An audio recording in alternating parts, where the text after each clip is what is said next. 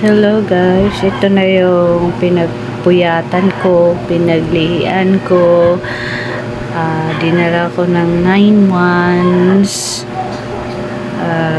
Ayan, labor ng 1 week.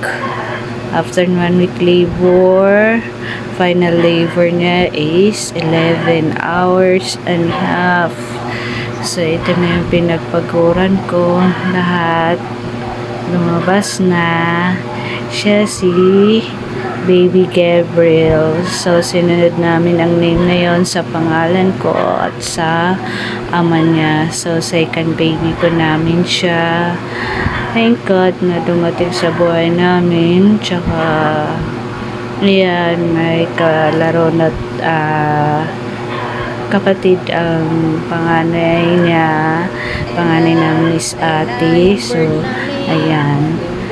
Binatel namin siya para mala po yung milk niya gawang kahit ano pong pump o kahit anong didi pa na or pump ng tatay para lang magkaroon ng maraming butas yung daddy ko.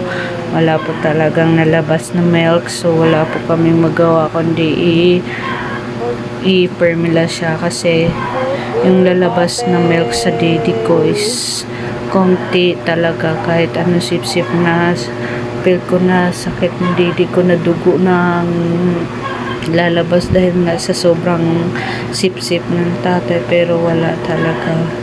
Ginawa ko ng lahat, so permila talaga siya. So ayan na siya.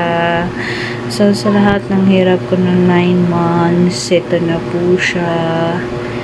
Thanks God na binigay ni Lord sa akin, na-save kami sa pagpanganak ko sa kanya, save lahat ano. So ito na yung kaligayahan namin pangalawa sa buhay namin, dumating na grasya sa buhay namin. So ito na yung dahilan ng hindi ako makakain, sobrang irritable,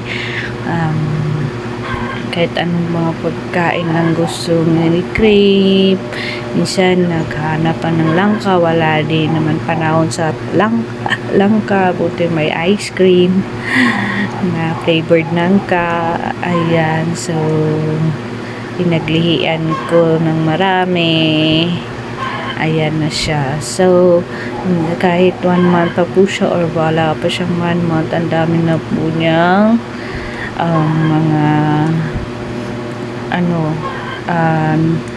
mga talent. Ayan, isa na yung talent yun na kahit anong one i-feed sa kanya, hindi talaga yan mag-feed.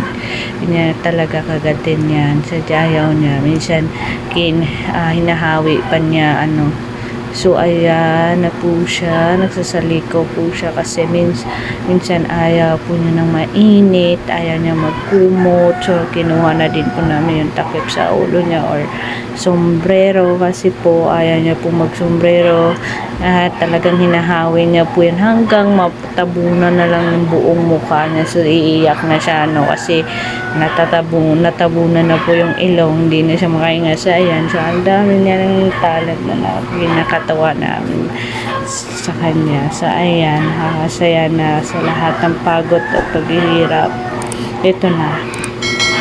So sa mga pagsubok na aking naranasan, napaka-delikado man. Talagang nasa ang paa na isang ina nasa hukay.